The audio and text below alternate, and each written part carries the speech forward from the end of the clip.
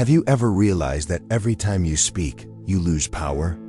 That every word you throw into the air becomes a clue, a tiny fragment of yourself handed over to someone else? They listen, they observe, and without you even knowing, they begin to map your mind, your fears, your triggers, your patterns. Meanwhile, the one who stays silent controls everything. Silence is not emptiness, it's calculation. It is the most underestimated form of psychological dominance, the kind of power that doesn't shout, doesn't argue, doesn't demand. It simply waits, and in that waiting, it rules. Machiavelli, the master of political strategy, understood this centuries ago. He called it the art of concealment, the ability to hide one's intentions so deeply that others become disoriented in the fog of uncertainty you create. Because in that uncertainty, they start to reveal themselves. They rush to fill the void your silence leaves behind, trying to guess what you're rethinking, trying to explain, to justify, to prove. They think they're winning, but in truth, they're unraveling. Most people believe power belongs to the loudest voice in the room, but history and human nature prove the opposite. Real power belongs to the one who speaks last, or not at all. Because silence doesn't just withhold information, it withholds validation. And when you no longer feed others with the comfort of your reactions, they crumble under the weight of their own noise.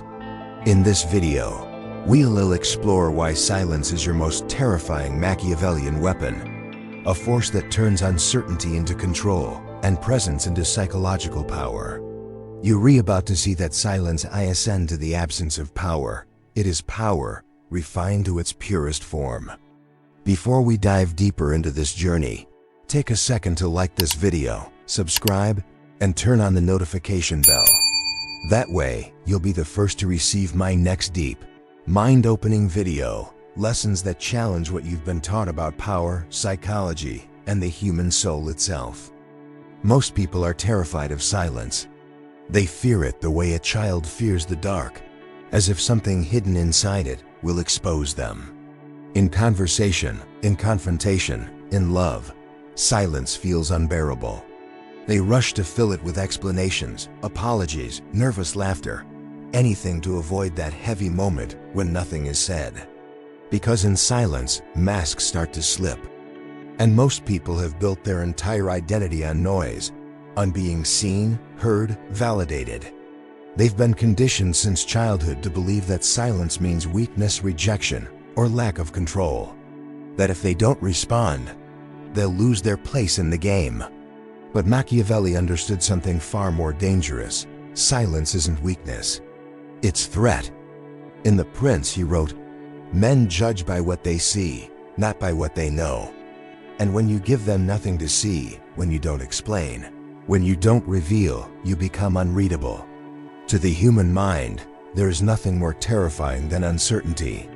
The imagination will fill the gap faster than any truth ever could. Your silence becomes a mirror, and they start to project their own fears onto it. They wonder, is he angry? Is she planning something? Did I say something wrong?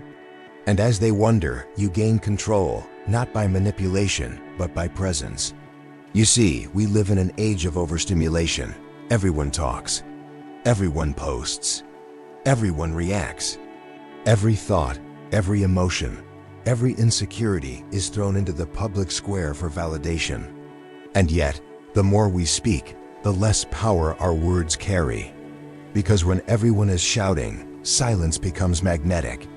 It pulls attention like gravity, and those who master it no longer need to beg to be seen. Think about the last argument you had. Who won? The one who shouted first, or the one who spoke last? Power never belongs to the one who loses control. When you're loud, emotional, desperate to prove your point, you're revealing too much. You're showing your enemy exactly where to strike. The calm one, the quiet one, the one who observes, they're already 3 steps ahead, watching you waste your energy. Machiavelli's genius wasn't in cruelty. It was in restraint. He knew that people destroy themselves when they overexpose their emotions, their intentions, their desires. He wrote that a wise ruler should learn how not to be good, not in the moral sense, but in the strategic one. To hold back information, to reveal less than you know, to let others talk themselves into weakness. And this doesn't only apply to politics or power. It applies to life, to relationships, to careers, to every interaction where people fight for influence, validation, or control. The person who can remain silent in moments of chaos holds the highest ground. Because silence isn't submission, it's self-possession. It's the quiet confidence that doesn't need to perform. But here's the tragedy. Most people can't bear to hold that power for long. They feel the tension rising, and they mistake it for danger. They rush to fill the void, to reassure, to clarify, to make things comfortable again. They don't realize that their discomfort is precisely where influence begins, because power isn't found in comfort. It's found in control. Silence, when used consciously, creates psychological imbalance. It forces others to react first, to reveal themselves, to show their hand.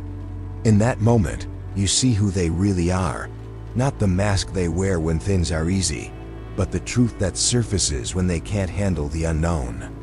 That's why the most intelligent strategists, negotiators, and even lovers use silence like a blade. They don't rush, they observe. They let others speak until the truth slips out through nervous words. They don't fill the room, they let the room fill itself around them. You've been taught to believe that power lies in expression. But Machiavelli and later thinkers like Nietzsche and Jung knew better. They understood that power lies in containment, in the ability to restrain what others cannot. The one who controls the flow of words controls the flow of energy. And the one who controls energy controls perception. Silence, then, is not the absence of sound. It is the presence of mastery. It's the art of standing so still that others mistake it for calm until they realize its control. So the next time someone demands a reaction, a response, a confession, pause. Feel the silence settle between you. Let it grow heavy. Because in that wait, your power is born. That's when they'll start to talk, and you'll finally start to listen. Silence doesn't just change the energy of a room, it rewires the human mind. It forces people to confront what they fear the most, themselves. When you stop speaking, something strange begins to happen. The conversation doesn't end. It moves inward into the thoughts of those around you. Your silence echoes inside them, triggering what psychologists call cognitive dissonance, the discomfort we feel when we cannot make sense of another's behavior. The human brain craves explanation. It wants closure, clarity, certainty. So when you give it nothing, no cues, no tone, no reaction, the mind starts to fill in the blanks on its own. And that's when your power begins. Because people rarely imagine in your favor. When you remain silent, their insecurities come to life. They start questioning what you're thinking, what you know, what you might be planning. They try to interpret your quiet as a message, but it's not your silence they're hearing. It's the sound of their own unconscious fears. Carl Jung, the father of analytical psychology, once said, "What you do not bring to consciousness will return as fate." And silence is precisely the space where that fate begins to surface. When you refuse to speak, you create a psychological mirror. And in that reflection, people project their hidden emotions, their guilt, their self-doubt. You become a blank canvas for their unconscious to paint upon. They'll call you mysterious, intimidating, cold, but in truth, they're only describing the parts of themselves they can no longer hide. Freud called this mechanism projection, the act of attributing one's own unwanted emotions to someone else. When you are silent, you stop participating in their story, and that absence of reaction forces them to play both roles, attacker and victim, confessor and judge. You hold up a mirror, and they finally face the truth they've spent years avoiding. That is why silence is not passive. It is an active force of revelation. It exposes the psyche like a slow, merciless light. People will do anything to escape it. They'll over-explain, over-justify, even confess, just to make the tension disappear. But that tension is the exact point where your control begins.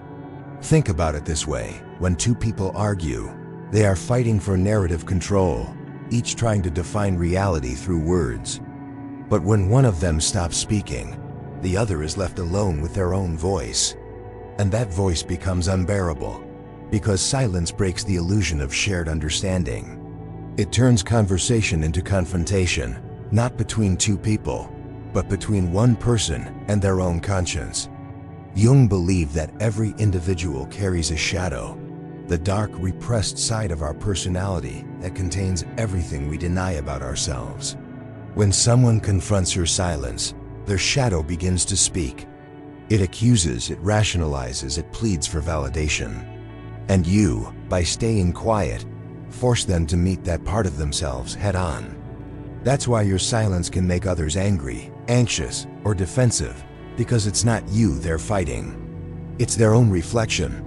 Silence, in this sense, is not just a Machiavellian tactic. It's a psychological weapon crafted by evolution itself. It's the natural counterbalance to chaos. When the world becomes loud, only those who master stillness can see clearly. It's in that stillness that truth begins to whisper.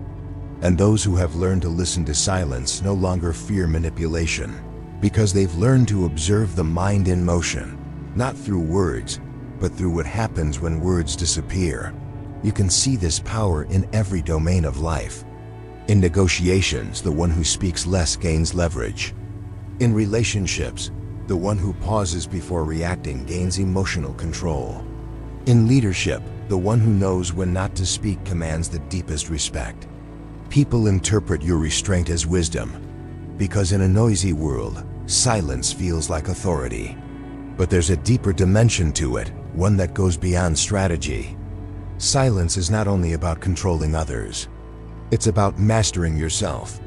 To remain silent when your ego screams to defend itself, that's true strength. Because the ego feeds on reaction. It needs conflict to survive. When you don't feed it, when you observe it instead, something shifts.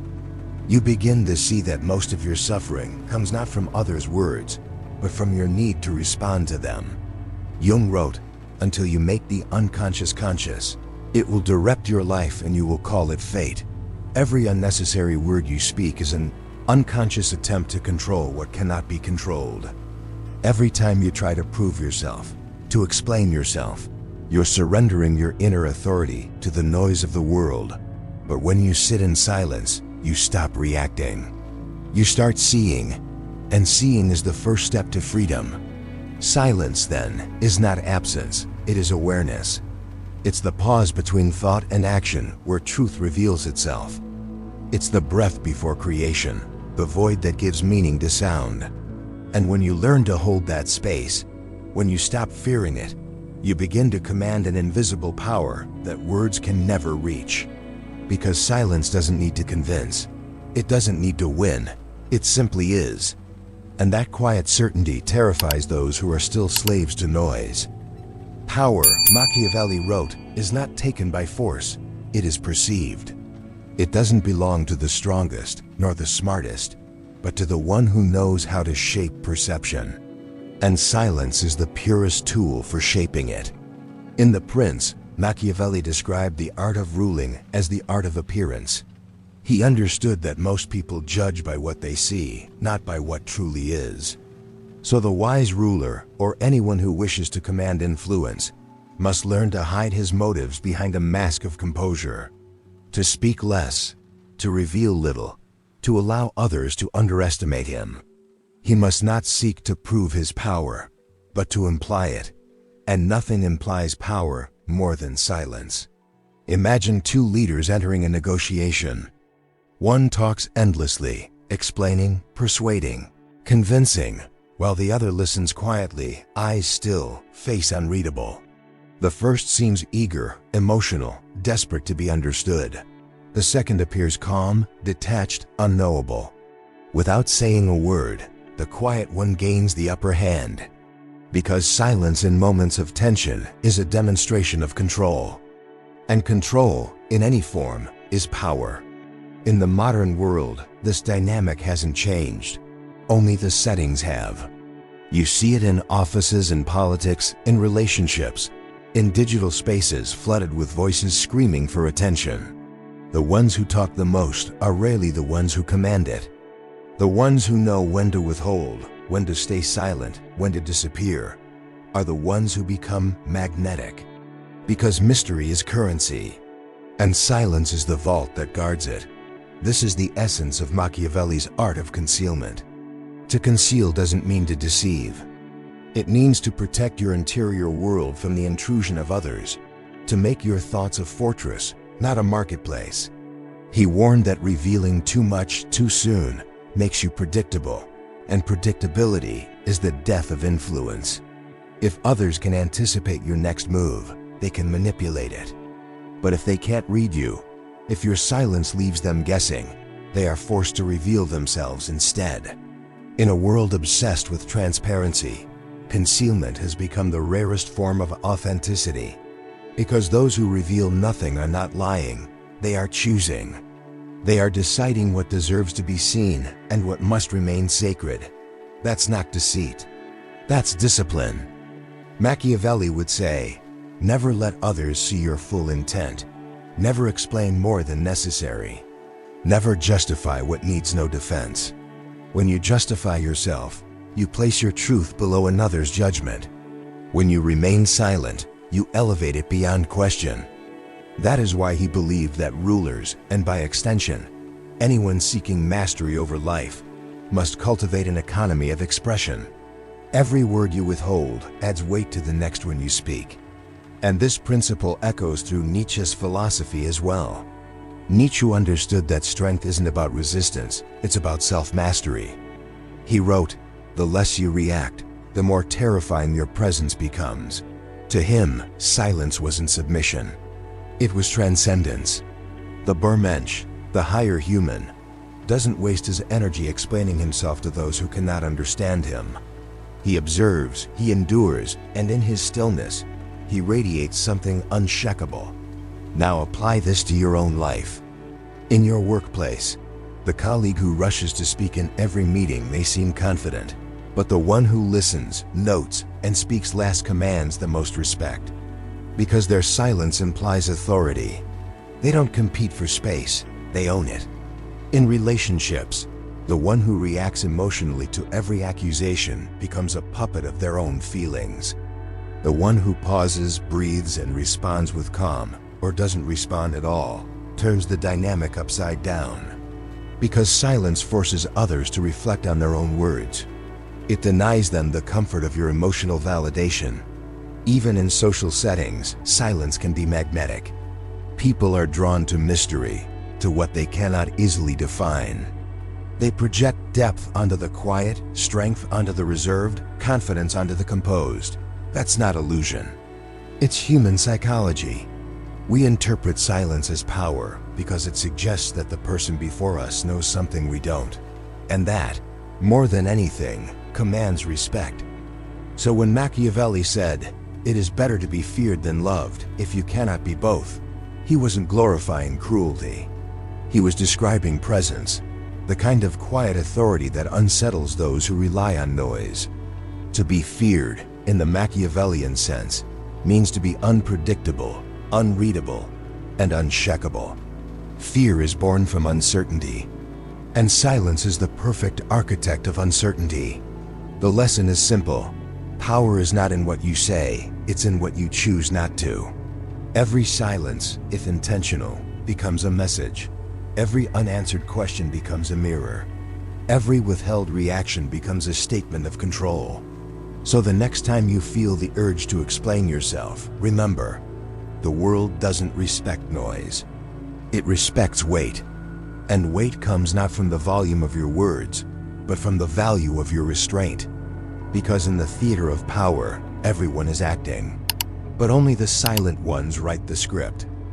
Silence, when mastered, is not an act of retreat. It's a deliberate act of power. Most people think silence is passive, a lack of response, a form of weakness. But true silence, The Machiavellian kind is strategic. It's the art of withdrawing energy from a game you've already won. You don't fight chaos with noise. You let it consume itself. You don't win arguments by overpowering others. You win by letting them collapse under the weight of their own words. Because here's the truth: silence doesn't end a battle. It changes the battlefield. Let's start with the first lesson.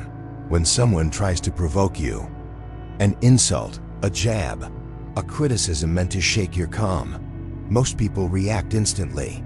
They defend themselves, explain themselves, or worse, attack back. And in doing so, they reveal exactly what the other person wanted to see, where they can control you. But when you stay silent, when you look them in the eye and say nothing, the game ends instantly, because they can't manipulate what doesn't respond. Your silence forces them to sit with their own aggression. It reflects it back like a mirror, leaving them alone with the ugliness they tried to project onto you. They start to wonder, did I go too far? Did I lose control? Did I look foolish? In that moment, your silence has already spoken more than 1,000 words could. It tells them, you don't decide when I move. I do. Machiavelli would say, power belongs to those who choose when to act. So when you respond to every provocation, you give away your freedom. But when you stay silent, you reclaim it. You're not avoiding the confrontation, you're outgrowing it. The second arena is negotiation, where silence can make or break entire empires. Business leaders, politicians, and diplomats all know this rule. He who speaks first loses. Because the first person to fill the silence reveals their hand, their eagerness, their limits, their fear. If you make an offer and stay silent, the tension becomes unbearable for the other side. They'll often rush to speak, to justify, to counter, to explain, and in doing so, they hand you leverage. You didn't manipulate them. You simply understood the physics of silence. Every second you wait, your value increases. Every second they fill, theirs decreases. In this way, silence turns patience into currency. It transforms stillness into influence. And Machiavelli knew this centuries before modern psychology proved it. Power isn't about control over others. It's control over yourself in front of others. Now let's move to the most complex battlefield of all, relationships. This is where silence reveals its most terrifying form, emotional detachment. When you stop over-explaining, stop chasing, stop reacting to every emotional demand, the entire dynamic shifts. The people who once relied on your emotional availability suddenly feel your absence like oxygen leaving the room. They begin to realize that your presence was never ordinary. It was energy, and you've taken it back. But here's the warning. Silence in relationships is not about punishment. It's about power through presence control. You're not withholding affection to hurt someone. You're creating space to protect your peace. You're teaching others that your attention is earned, not owned. Carl Jung might describe this as individuation, the process of reclaiming the parts of yourself that you gave away to be loved, understood, or accepted. When you withdraw from noise, you begin to reconnect with your inner authority. And in that space of solitude, you discover something shocking. You were never afraid of losing people. You were afraid of losing yourself trying to keep them. So how do you use silence as a weapon, consciously and ethically? You do it by understanding timing, intention, and energy. Timing. Use silence after moments of tension, not before. A sudden pause after a heated comment amplifies its impact 100-fold. Intention. Silence should never come from avoidance. It must come from awareness. When you choose to say nothing, know why. Energy. Don't use silence as armor. Use it as a mirror.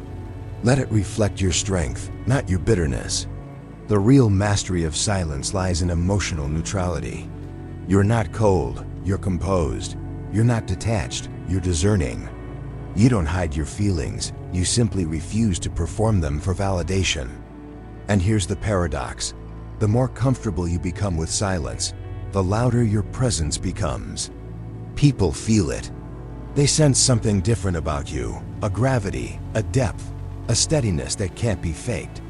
You no longer chase approval, and that absence of need becomes your greatest source of attraction and authority. In a world addicted to reaction, your stillness becomes rebellion. In a culture that values expression over reflection, your silence becomes sacred. You stop competing for attention and start commanding it effortlessly. Because the one who can sit in silence without the need to fill it, without the need to be understood, without the fear of being misunderstood, that person no longer plays by the rules of others. They've written their own. And that's why silence, when used with awareness, isn't a retreat, it's a declaration of independence. You win not by shouting, but by letting the other drown in their own noise. Silence is not weakness, it's strategy. It's psychological warfare refined into stillness. It's the choice to no longer fight in the places where chaos wants you to bleed. When you finally learn to stop reacting, something extraordinary happens. You begin to see how much of your life was built on noise, other people's expectations, arguments, distractions, validations. You start to realize how much of your energy was wasted proving things that never needed proof. And in that moment of stillness, you meet yourself, not the version that performs, but the one that simply is. Silence strips away illusion. It reveals what words have hidden. It separates what is real from what is only echo. That's why most people can't stand it, because silence doesn't lie. It holds up a mirror and whispers, "This is who you've become." When you master silence, you no longer chase clarity, you become it. You stop explaining your worth to those committed to misunderstanding you. You stop trying to convince people to stay, to see, to care. Because true power doesn't chase. It attracts. True authority doesn't prove. It simply exists. Machiavelli understood that control is never about domination, it's about perception. And silence alters perception more deeply than any active force ever could. When you are silent, others start writing stories about you. Stories built from their insecurities, their projections, their fascination. You become an idea, not a person. And ideas are immortal. But let's be clear, the silence is not cruelty nor arrogance, it is awareness. It is the quiet strength of knowing you no longer need to explain your soul to the world. It's what Jung called individuation, the process of returning home to the self. To walk away from noise and meet the still eternal part of you that never needed approval. You'll lose people in the process. You'll lose arguments, attention, maybe even relationships. But you will gain something infinitely greater, your sovereignty. Because silence is not about what you withhold from others, it's about what you reclaim from yourself. Every time you choose silence over reaction, you pull your energy back into your own orbit. And slowly, the world starts to revolve differently around you. This is why silence terrifies people. Not because it's empty, but because it's full of power, full of presence, full of a truth that words can no longer touch. Silence is the language of those who have transcended the need to be seen, to know that they exist. So the next time they provoke you, demand a reaction, try to pull you into their chaos, don't respond. Don't explain. Don't justify, just smile. Because nothing unsettles the insecure more than someone who refuses to perform for their approval. Let your calm be the loudest thing in the room. Let your absence speak where words would have only weakened you. When words lose their meaning, silence becomes truth. And when you master that truth, you will never again be controlled by noise, not from the world, not from others, not even from your own mind. Because silence is not the end of the conversation.